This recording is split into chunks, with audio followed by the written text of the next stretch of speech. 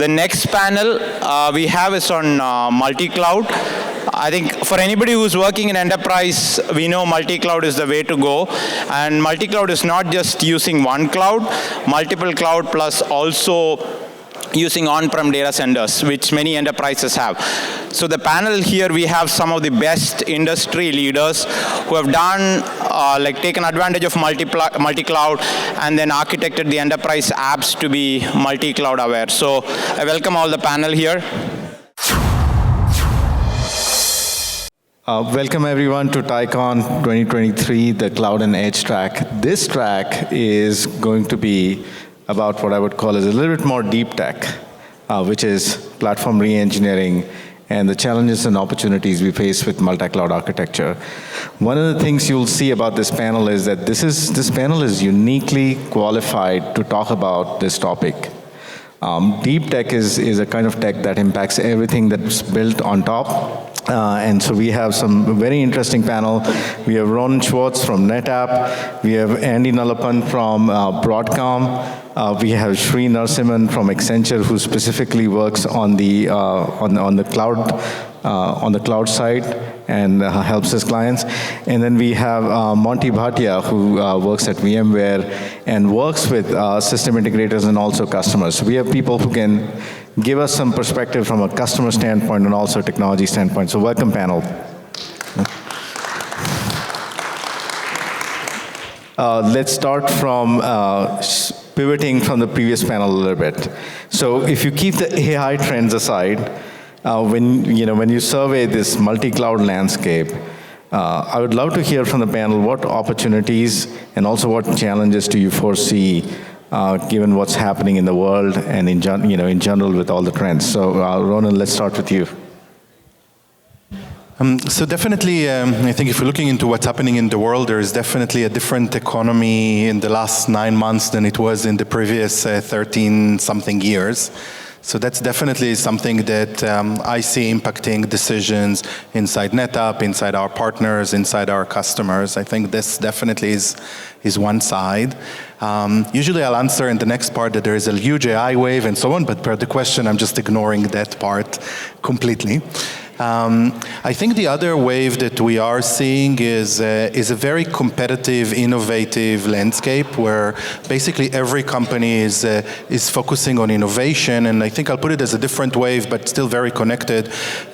Companies' huge focus on data and what they can achieve from data, even going beyond AI, whether it's analytics and automation and things like that. I think we are seeing all of these waves kind of impacting the customer. If I kind of translate that into your questions around cloud and how does it impact the architecture chosen in the cloud, I think the customers are looking for flexibility, and whether it's coming because of the economy, because the need for innovation, they are looking to work fast and with maximal flexibility. I think cloud is playing a very major role as a choice there. Your ability to kind of switch your choices, scale up, scale down is really there. I think the macroeconomics is actually showing the customers their need to focus on cost efficiency and really how to consume resources correctly. And it's also putting pressure on vendors and giving more and more options that are giving the customer better choices and ability to get the right price and still achieve their business goals. And I think the last part is really the ecosystem innovation. So I think the pressure on the pace of innovation and the environment, it's actually forcing the vendors and forcing the vendors to work together and bring innovation to the market together.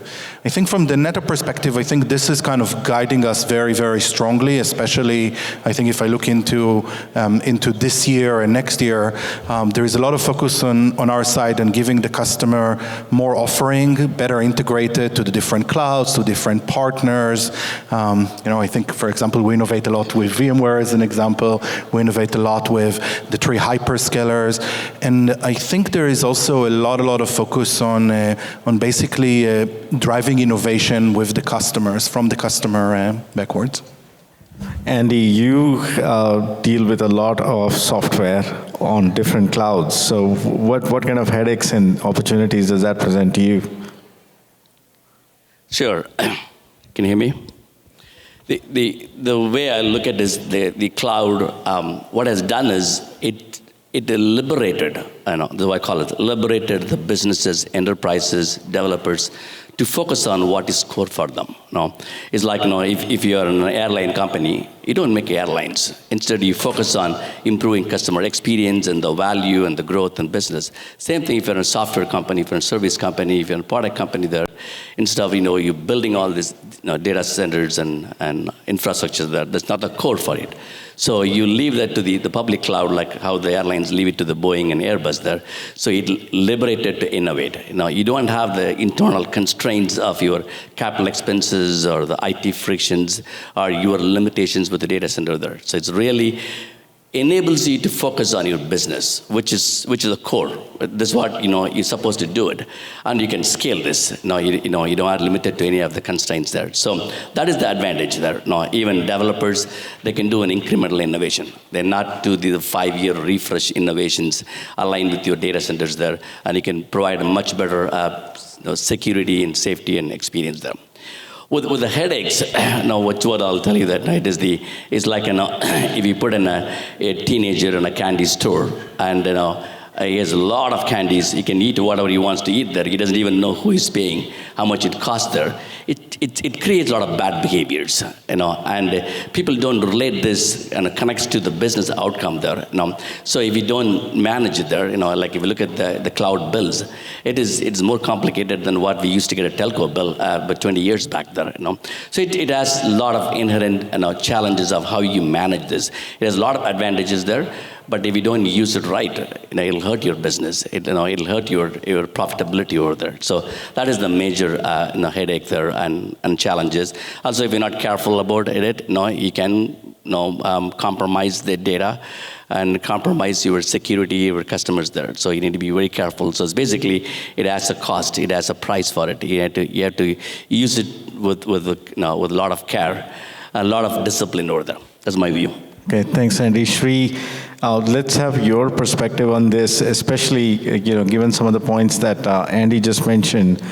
There's too much candy out there, a lot of PaaS services, a lot of things to R&D on. How does that play out in how you advise your clients, and how do you advise your clients when you have these very aggressive sales pressures from all the different cloud vendors asking the CIOs to go one way or the other? Absolutely. But by the way, the amount of lights on me, the last time I had this many lights on me was during my wedding. So, and that was a long time ago. From a cloud perspective, a multi-cloud perspective, in terms of how do we approach it at Accenture,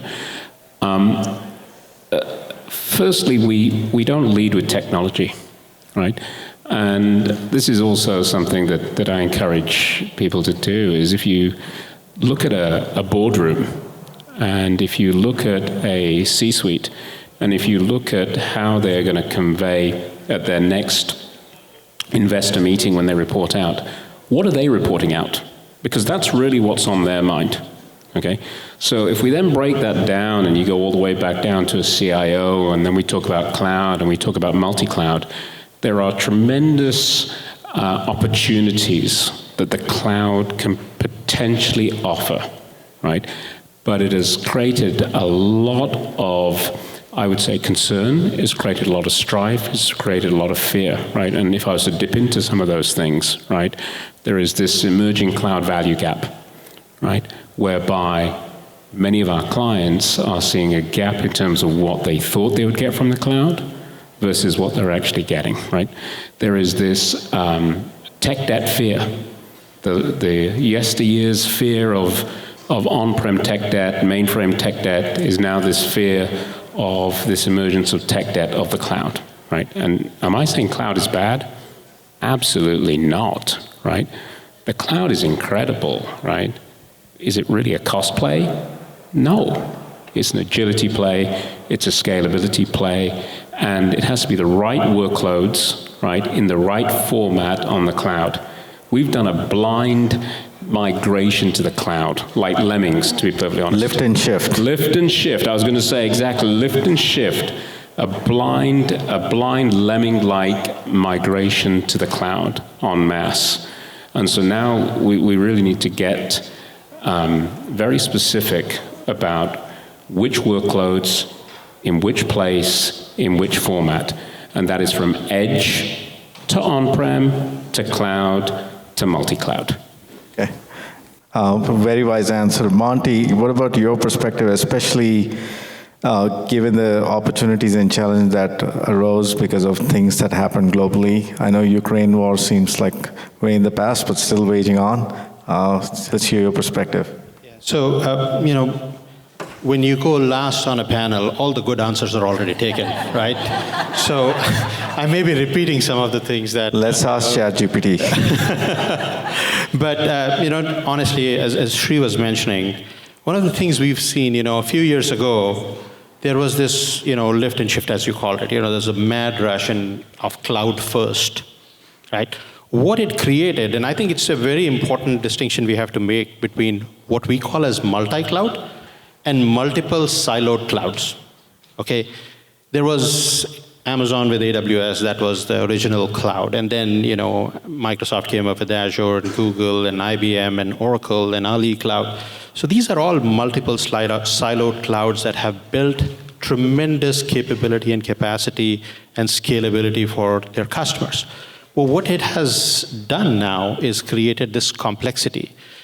87% of the enterprises are inherently multi-cloud, whether they know it or not, right? So complexity is there. How do we solve that complexity? So that's why I say, if we distinguish between what is multiple siloed clouds, where you have to have skills, where you have to have the tools and automation to work on those, versus a multi-cloud strategy that most of our customers are now deploying, is how can we create an abstraction layer over these clouds, and how can we create a better experience for our customers, for our employees, for our operations, and most importantly, to save cost.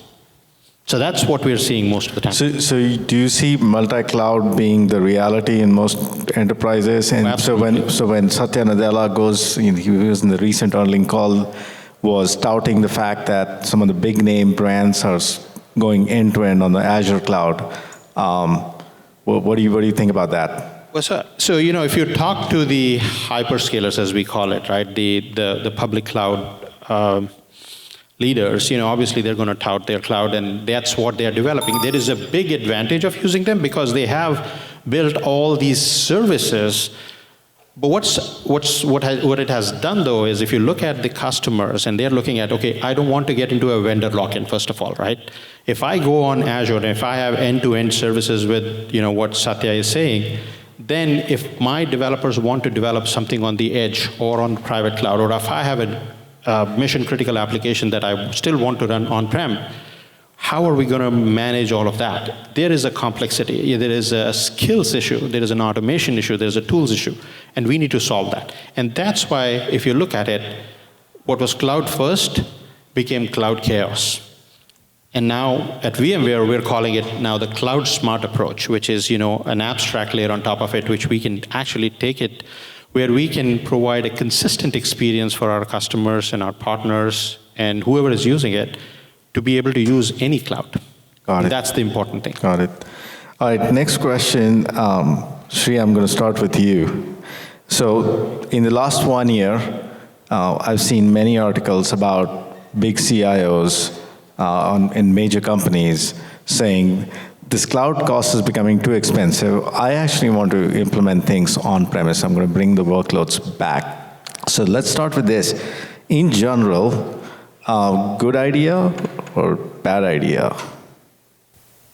In terms of bringing workloads back, I would actually say, if you've moved workloads to the cloud, there's no need to bring them back, right? There's no need to bring them back on-prem. And cost isn't really the driver here for cloud. We talked about it previously.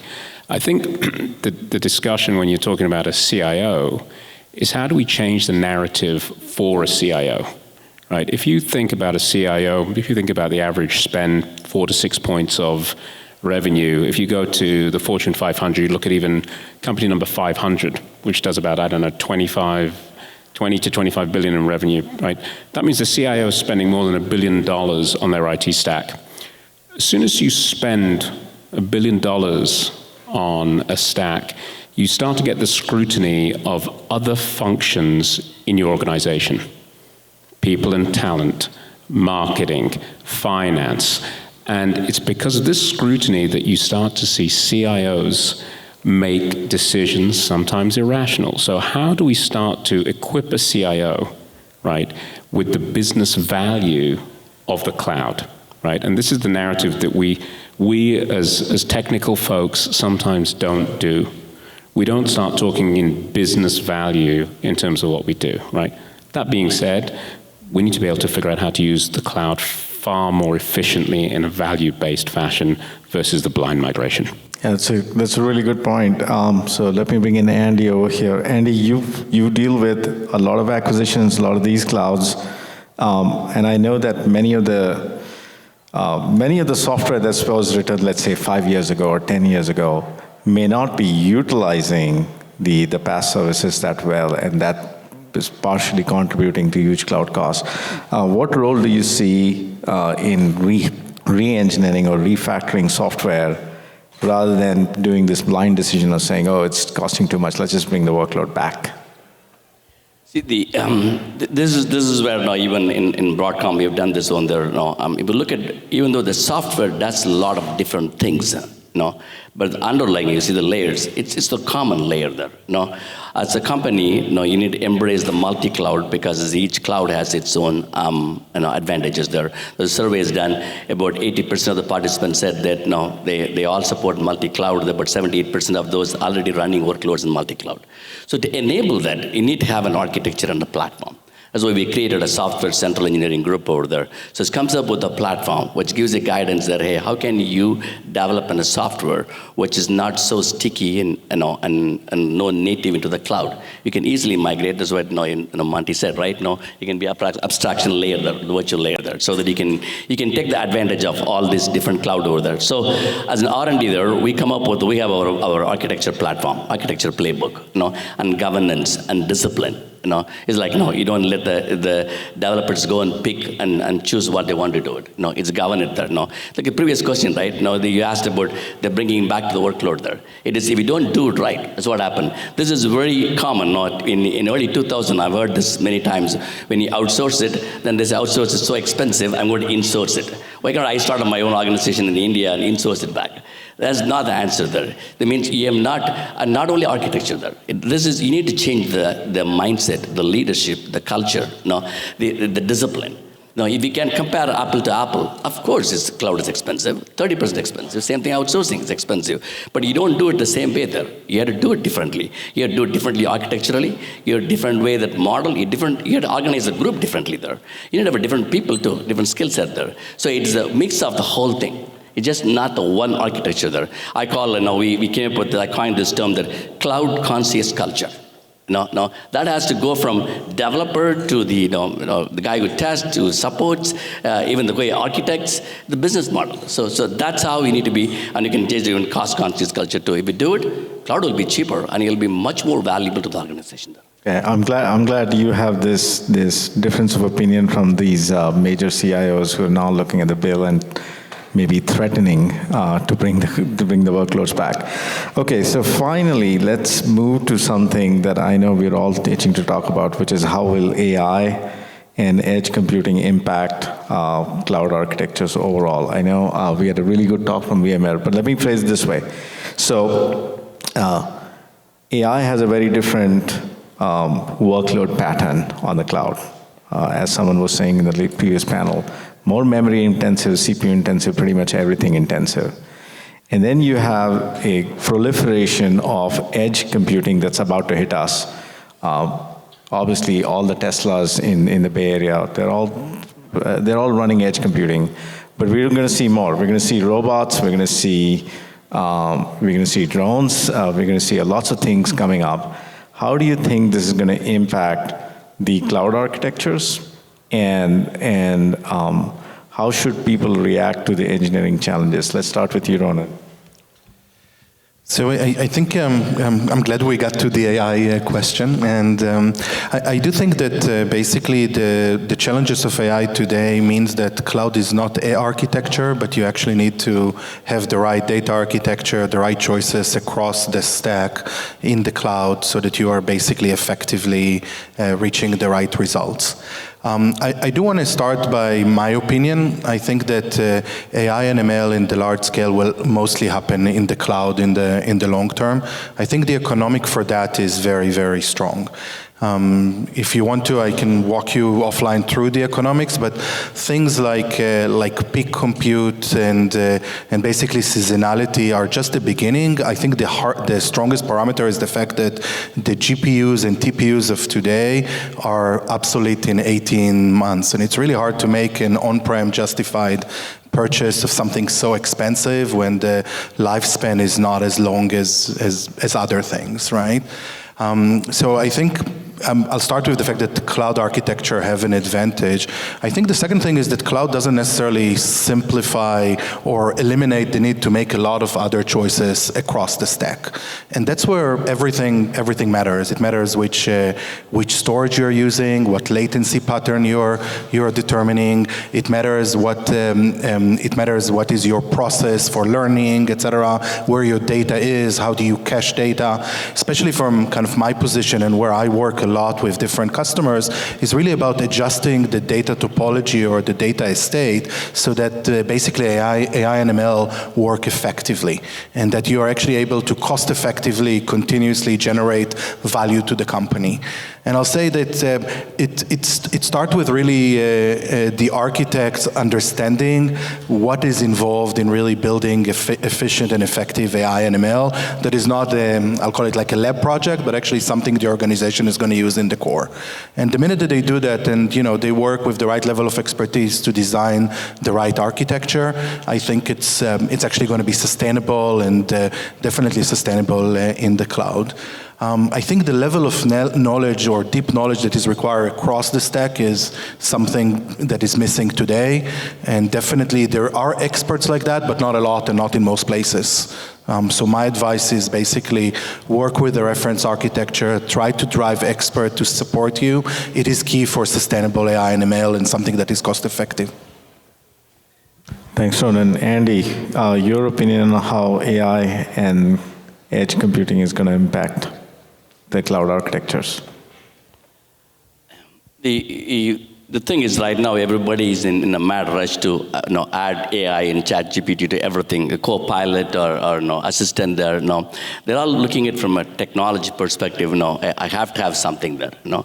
But you heard it, it's expensive. It's going to be it's not going to be that cheap, and that's why it has a lot of negative side there. So first is before you look at your architecture cloud model, is there a business value? Does it make sense to put it there? It's not like an X and Y does it, I also have to do it. Sometimes you put it there, then it becomes too expensive, then it doesn't fit your business model. So just make sure that there's an alignment, there is a potential, there is a value there. Once you fit there, then you have to embed into the architecture there. So I look at that from organization-wise, you need to have an AI platform. Looking at the content, the technology is much more valuable. And instead of doing in silos, like organizations like ours, there are so many business groups over there, we can take a value out of it. You want to centralize it, you want to put in a framework there and leverage it there. So, and that's why the multi-cloud, there's a lot of layers over there. So you can take advantage of all these multi-clouds and layers where you want to add the AI there. It's not like a one specific thing in each layer there. So this is where the CTO organizations, the architects play a huge role. Say, how can I make this AI more cost effective and easily conceivable and aligns with the business model? Sri, your opinion on what you would advise a CIO if they ask you this question? Hey, I'm an automotive manufacturer. I've heard a lot about this AI thing happening, and I have a lot of edge computing. What should I do to my current architecture? What would you advise a CIO who asks you the same question? Let's say an automotive manufacturer CIO who's saying, hey, this AI and edge is going to completely disrupt my cloud architecture. What do you suggest? To a CIO, and I'm going to helicopter up this conversation as well as I always do, regardless of the question. AI is going to change the game, and it's going to actually accelerate workloads moving to the cloud. right? And this is a discussion myself and Andy have. If I was to go all the way back and to the grandfather of private cloud, the mainframe, right? If you look at the mainframe, this is a conversation that's near and dear to myself and Andy's heart, right? Mainframes are great. They do their job. They're resilient, they're scalable, they're available, but talent is the issue, right? So at some stage, you got to get firms off the mainframe. But the challenge there is the manual intervention of changing lines of code, right, which can run into hundreds of millions of dollars, right? With AI, that just completely changes the game. Right?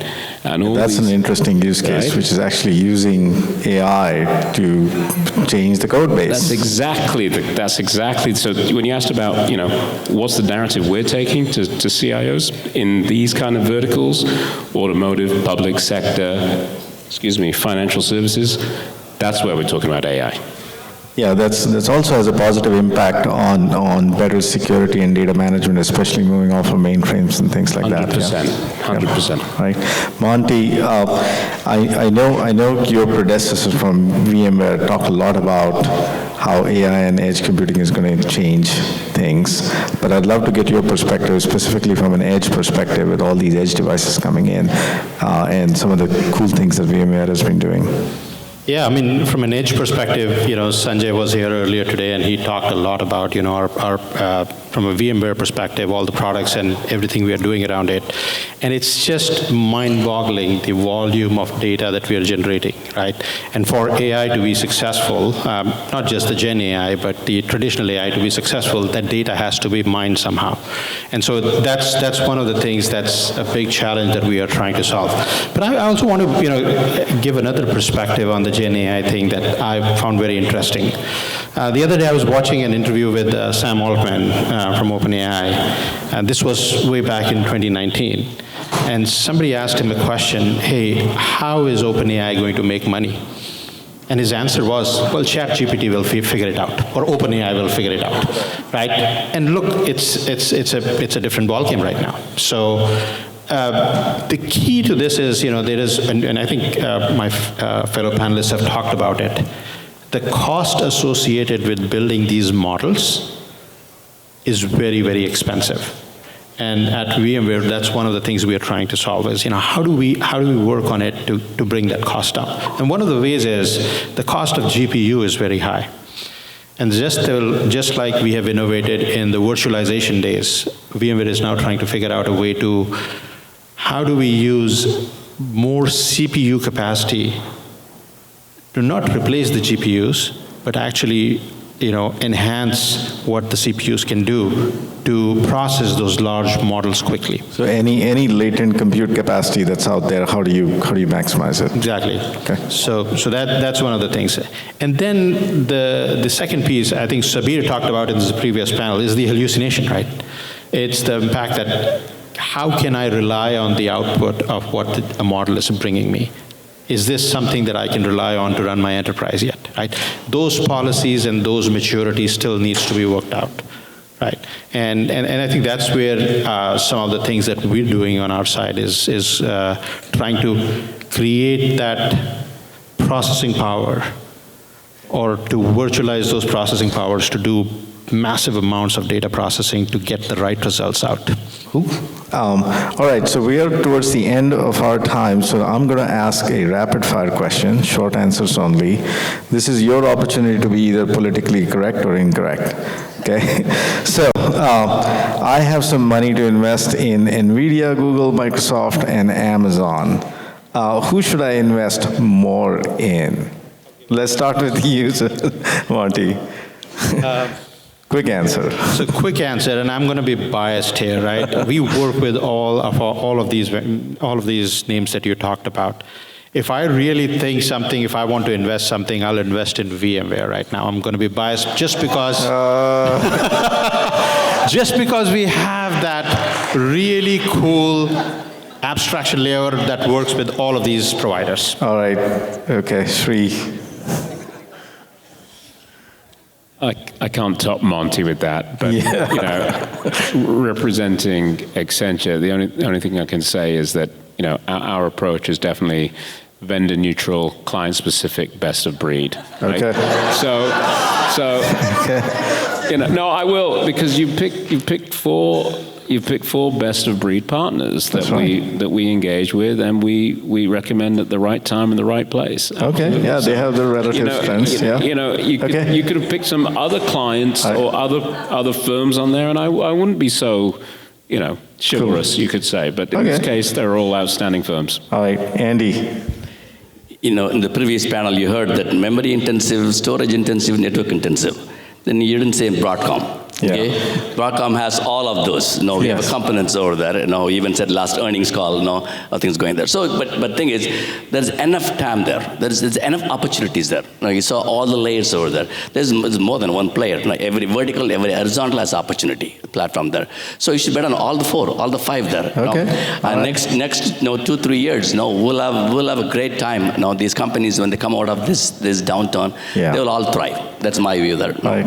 Ronen, parting thoughts on this? So I think what's amazing in what happened is that all of these 4 billion companies needed OpenAI, which was a smaller startup, to actually bring the technology up.